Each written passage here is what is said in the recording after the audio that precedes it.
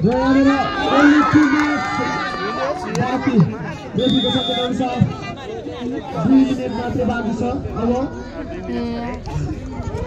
र Jersey number 6 Rolpa नगरपालिका र जर्सी नम्बर 6 आउट हुन गएका छन्। यति बेला जर्सी नम्बर 4 उमेश रेडिङको लागि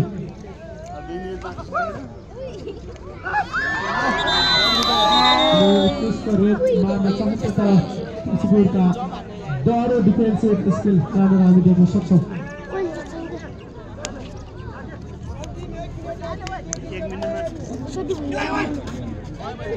ये मात्र आने 24 hours 61 मैं चार जना मारे थे मात्र और काम ही जाना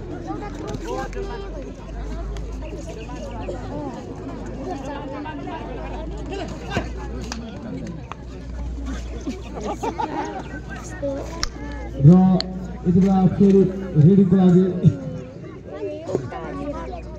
रोल्पा नगरपालिका रोल्पाका जर्सी नम्बर 10 विश्वास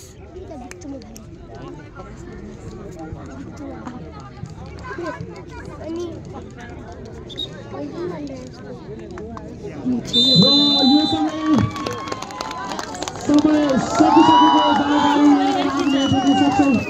यो समय रोल्पा नगरपालिका विजय हासिल गर्न सफल भएको छ।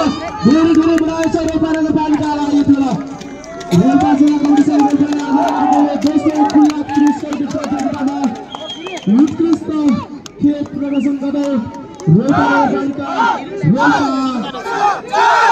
प्रथम स्थान हासिल गर्न सफल भएको छ र स्पोर्ट्स एकाडेमी तुलसीपुर ताल दोस्रो हुन सफल भएको छ। दुवैका प्लेयरहरूलाई हामी हृदयदेखि उच्च सम्मानसँगै हार्दिक बधाई व्यक्त गर्न चाहन्छौँ। यति बेला रोल्पा र दाङको बिचमा भएको यो घम्सा घम्सी कबड्डी खेल यो फाइनल खेलमा रोल्पा नगरपालिकाले 61 अङ्कका साथ विजय हासिल गरेको छ। योसँग हामी लगतै पुरस्कार वितरण कार्यक्रमलाई जोड्नेछौँ। तसर्थ दर्शक महानुभावहरू जति पनि बसिदिनुहुन्छ यहाँलाई एकैछिन धैर्य गरेर यता स्थानमा बसिदिनुको लागि म हार्दिक अनुरोध गर्न चाहन्छु र सम्पूर्ण विशेष